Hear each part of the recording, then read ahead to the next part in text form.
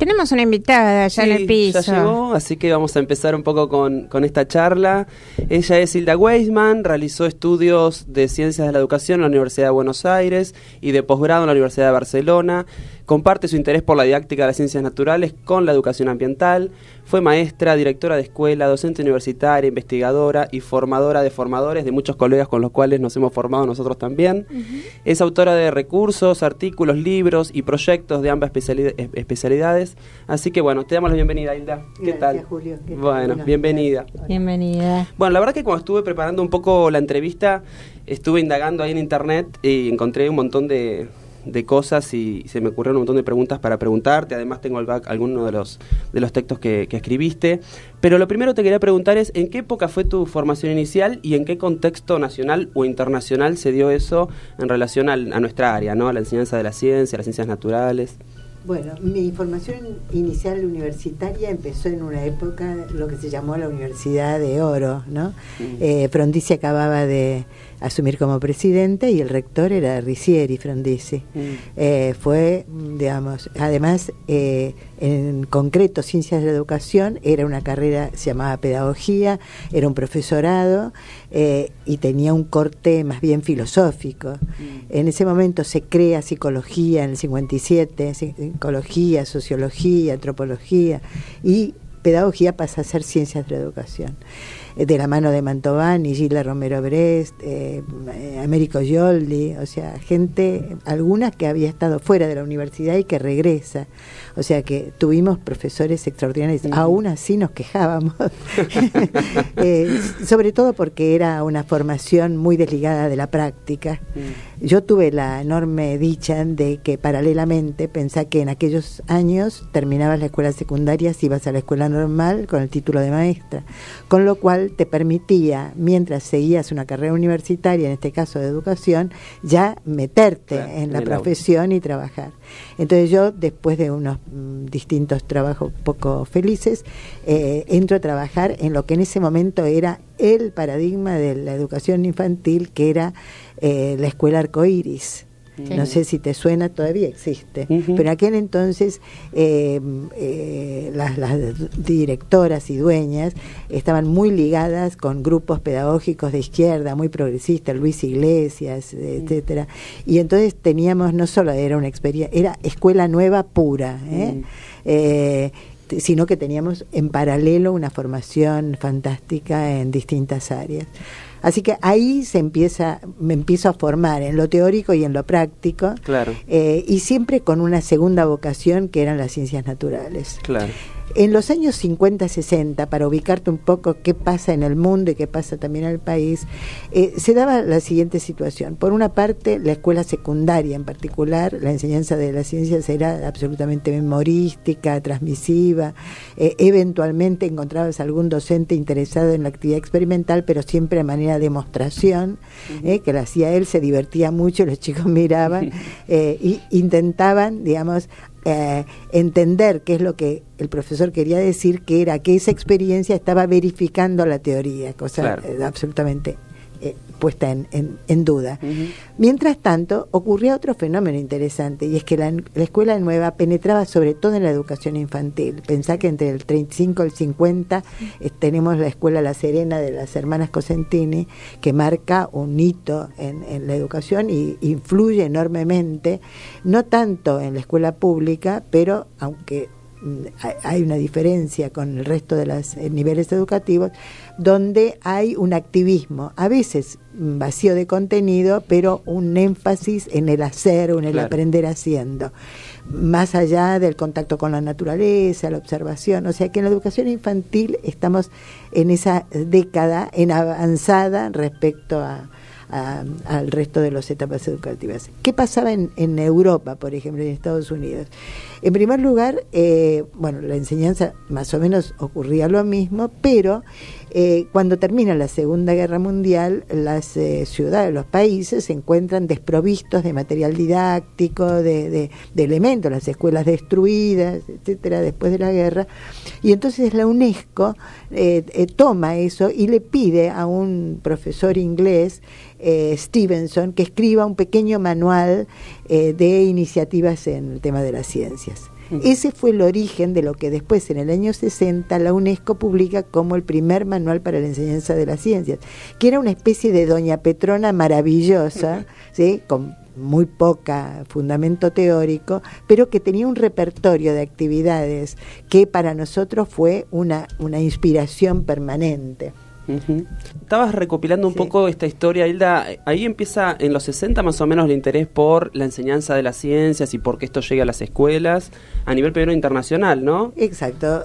Hay otro hito que es importante, además de lo que te cuento de este librito que derivó en el manual de la UNESCO, y es que en el año 57, cuando el Sputnik es lanzado al espacio, la comunidad científica empieza a tomar conciencia del hiato que hay entre la formación científica a nivel escolar y el desarrollo de la ciencia. Y ahí empieza toda una serie de desarrollos. Con la crisis del Sputnik, la famosa crisis del Sputnik en Estados Unidos. Exacto. Y entonces, una de las cosas que ocurren es que se empieza a pensar en la necesidad de organizar currículums que, más que centrado en los contenidos, esté centrado en la formación metodológica del estudiantado, y empiezan, sobre todo, un proyecto que marcó un antes y un después en el mundo occidental, que fueron los proyectos Nuffield, ¿sí? Que de enseñanza de las ciencias a nivel secundario. Después eso derivó con otro para escuela intermedia que se llamó Ciencia Combinada, y otro más de una mujer muy prestigiosa que sigue en activo, que es Wayne Harlan, y que dirigió una colección que se llamaba Ciencia 513. Nunca se tradujo, pero fue extraordinario. Debo decir otra cosa interesante. Por aquel entonces, no sé si vos sos muy joven, escuchaste hablar del famoso libro de Maistegui Sábato, de física. ¿No? Sí. Bueno, 50 años se estudió física con el libro de Maistegui Sábato. Maistegui, que fue un físico, desarrolló una actividad muy interesante en una época también de oro, viaja a Europa, se conecta y se inspira en las ferias de ciencia que estaban ya ocurriendo en Europa. Y él instala en la década del 60 las ferias de ciencias, que todavía transcurren. Estuve rastreando un poco su biografía en el año 2014, Córdoba le pone el nombre de Maistegui a las ferias de ciencia cordobesas, ¿no?, en honor a su labor. Bueno, mientras tanto, ¿qué pasaba también conmigo? Yo me incorporo a la universidad que en el año 73 dirige Rodolfo Puigros, y con un mandato que es revisar y modificar los planes de estudios del Nacional Buenos Aires. Y ahí empezamos a trabajar con distintas acciones, entre otras en pedagogía universitaria. Ahí me conecto con una serie de personas fantásticas en química, en física, en biología, etcétera. Y en el año 74 sabemos la debacle y quedamos fuera de la universidad. O sea, antes todavía del golpe, ¿no? Y ahí viene una experiencia importante, ¿no? Que se sucedió en ese contexto, en ese clima también de los 70, digamos, el tema de los talleres Eureka y Galileo. Exacto, sí.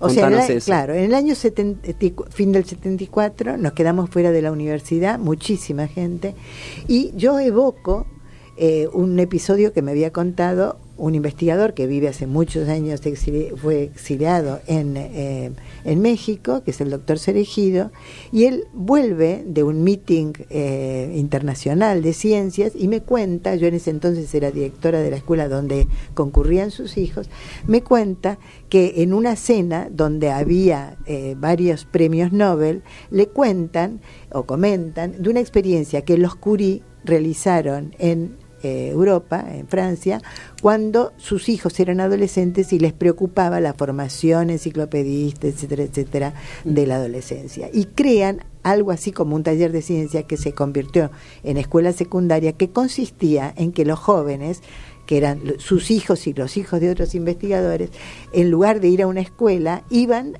a tomar clases al laboratorio de física de tal investigador y otro día al laboratorio de química, de biología, o con un matemático. Iban trabajando, aprendiendo la ciencia a partir de la interacción y el contacto con estos investigadores.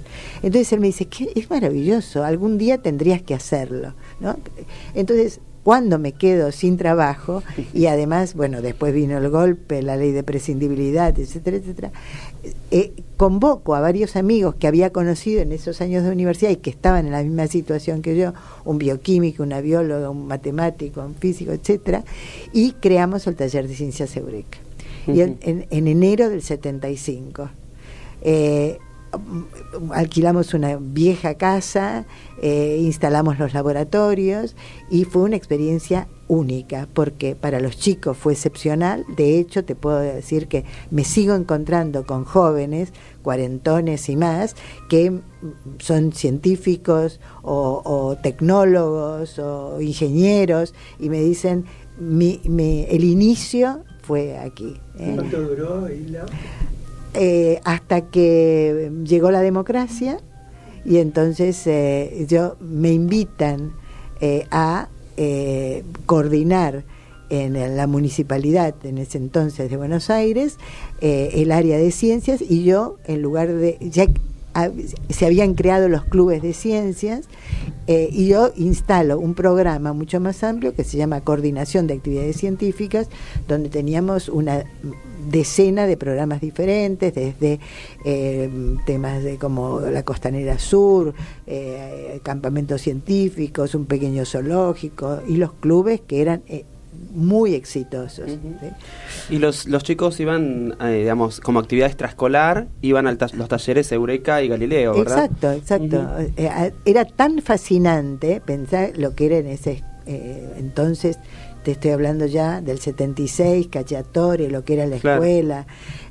Los chicos venían una vez por semana o dos, dependiendo de los grupos, y le pedían a los padres si no podían hacer al revés, ir una o dos mañanas a la escuela e ir todos los días a Eureka. A los talleres. Bueno, una experiencia también como de resistencia, ¿no? Un poco en ese contexto tan desfavorable. Exacto.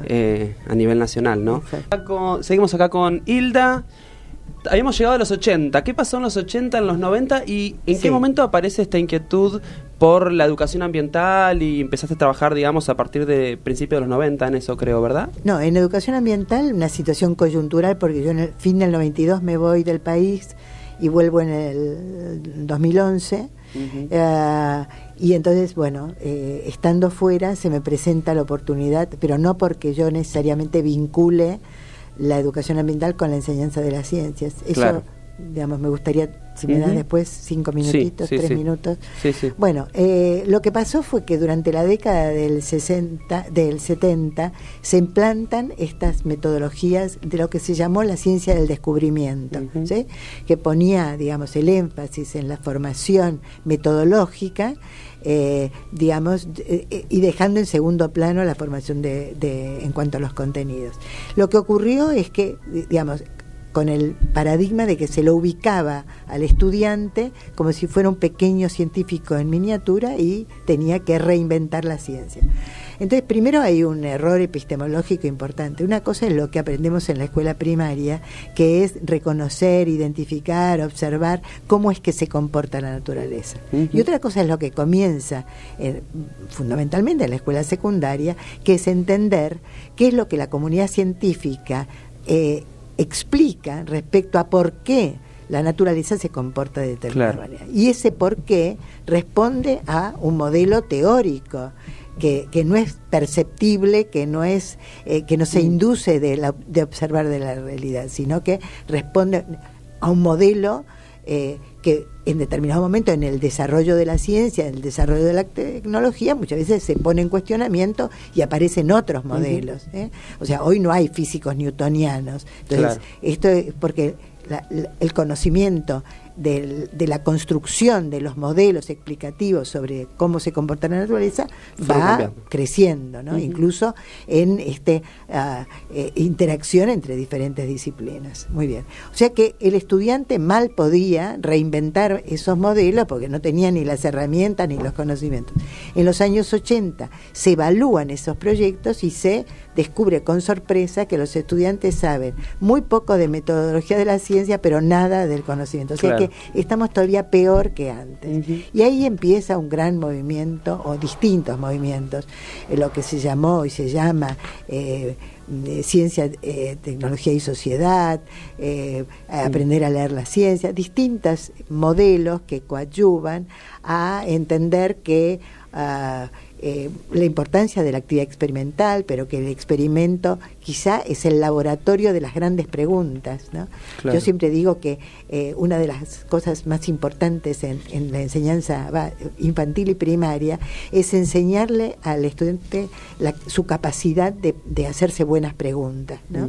Y nosotros muchas veces nos encontramos con modelos que intentan enseñar respuestas. Las respuestas están en muchos lugares, y más hoy en día con las tecnologías. La capacidad de preguntarse es algo que básicamente se aprende en la escuela. Si no se aprende en la escuela es muy difícil, porque la familia enseña otras cosas y es importante que potencie otras cosas. Pero esta capacidad de hacerse la pregunta, vos fíjate que eso es lo que define por qué a veces un premio Nobel llegó a ser premio Nobel. Más allá que después tuvo un sponsor, que tuvo dinero, que tuvo suerte, etcétera, etcétera, pero él, frente a una realidad que muchos investigadores la tenían frente, se hizo una pregunta excepcional.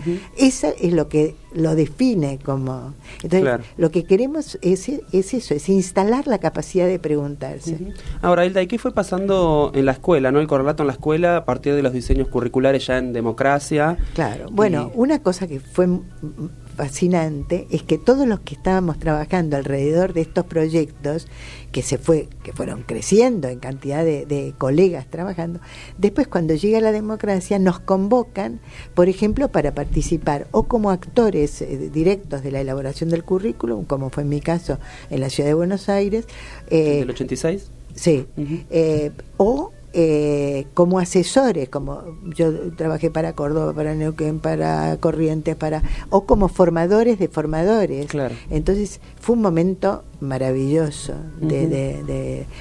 te digo que en gran parte, espero no equivocarme, todas las modificaciones posteriores, que son muy valiosas y son de actualización, pero nacen de esa primera modelo que se instala a partir de la democracia.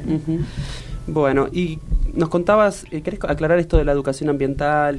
Sí, me gustaría aclararlo por lo siguiente. Vos sabés que la educación ambiental también es un área, no es una disciplina, es un área de conocimiento y de que nace alrededor de los años también 70, no hace tanto. Pero tiene una particularidad, y es que fueron desarrollándose distintos paradigmas, desde modelos muy naturalistas, de observación, de amar la naturaleza, modelos más conservacionistas, hasta modelos más críticos de desarrollo sustentable, como planteó la UNESCO, a modelos mucho más contemporáneos ahora, que dicen, ya no hay nada que sostener, porque todos hemos gastado y consumido mucho más de lo que teníamos previsto, y hoy se habla de un desarrollo regenerativo, o sea, desarrollar actitudes proactivas para regenerar. Entonces se habla de regenerar los bosques, regenerar la limpieza de los ríos, los lagos, los océanos, la agricultura urbana, etcétera, etcétera. Pero lo que es más interesante es que coexisten distintos paradigmas. Hoy encontrás gente que yo respeto mucho, pero que entiende que la educación ambiental es ir al jardín botánico a ver las plantas.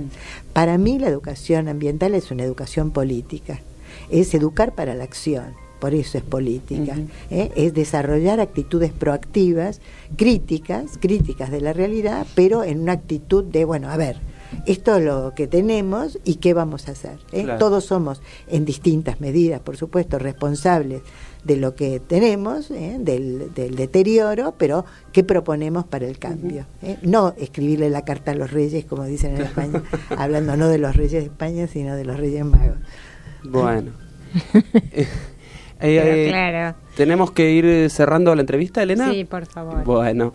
Bueno, Hilda, la verdad que tenía algunas otras preguntitas ahí dando vuelta, pero bueno, un poco el recorrido histórico en relación al área, que era lo que nos interesaba, ver qué pasaba con esto en relación a la escuela. Así que, bueno, te agradecemos mucho, fue muy rica. Muchas gracias. Y espero que podamos tenerte de vuelta en algún otro momento. Encantada. ¿Te venís? Por supuesto. Bueno, y por supuesto te invitamos a quedarte hasta el final del programa porque tenemos otras notas que pueden interesarte si te podés quedar. ¿Cómo no? Bueno, muchísimas gracias, Hilda. Gracias, Hilda.